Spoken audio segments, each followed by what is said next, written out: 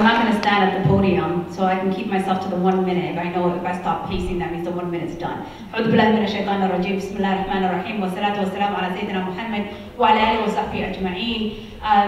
Ibrahim couldn't be here today, but I want to make sure that we understand the power that we have coming into these spaces, reclaiming these spaces, and making sure that our voice is represented as we are advocating for Gaza and for Palestine and a lot of the other issues.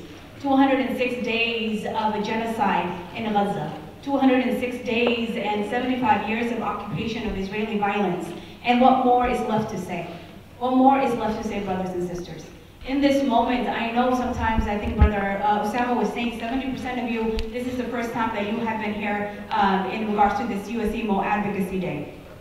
But what I want us to remind ourselves in this moment is that when we are going into these meetings, come in with a sense of dignity, with a sense of steadfastness, and a sense of power that you're carrying on with you. Brother Nihad mentioned that when you're in that room, you're not in that room by yourself.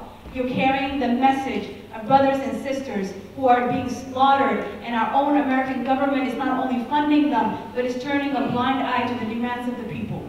Right now, we draw on the courage and the resiliency that Dr. Mohsen talked about in regards to the students. But I want you to dig deep and realize, especially since you all are coming here on behalf of your organizations and some of you individually as part of the USEMO Advocacy Day, dig deep into your faith. Dig deep into your faith. Dig deep into that relationship that you have with Allah subhanahu wa ta'ala, and ask yourself, when I walk into these rooms, the way that I hold myself, the way that I'm engaging with these elected officials, even those who did not have to meet with you, still go to their office, demand their attention, demand their time. Why? Because what more can be said after 206 days of them not listening to us and not listening to these demands for a permanent and immediate ceasefire? So I want you to draw in deeply into the legacy that you come from as Muslims, standing on the shoulders of our African American brothers and sisters who have paved the way when it comes to our civil rights, and us even being able to be in this room today, and thousands of others who came before us. So dig deep and realize that you have the power in organizing, and I'll end with this because I didn't start pacing yet. I'll end with this. In organizing, we define power as the ability to act.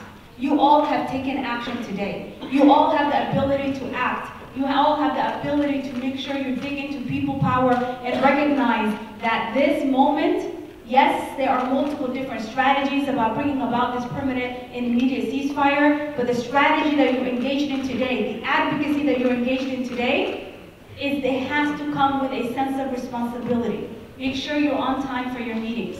It comes with a sense of responsibility of understanding that you have that power to act. You have the ability to be able to, even if you do not influence where they're at in regards to this policy, you are doing and taking that action.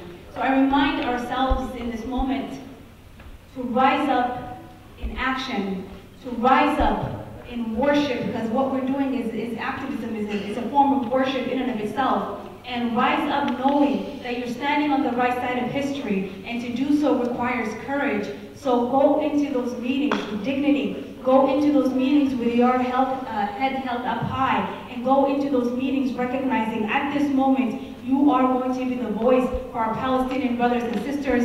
And of course, there are so many atrocities across the world in Sudan and so many other places. But in this moment, see yourself. If you were to ask someone from Gaza, if you brought them here to speak to these elected officials, what would they say? I want you to channel that energy so that you do not lose courage, so that you do not lose a sense of purpose, and you do not lose a sense of self walking into these meetings, recognizing that as a Muslim community, our voice will be heard one way or another. Jazakumullah.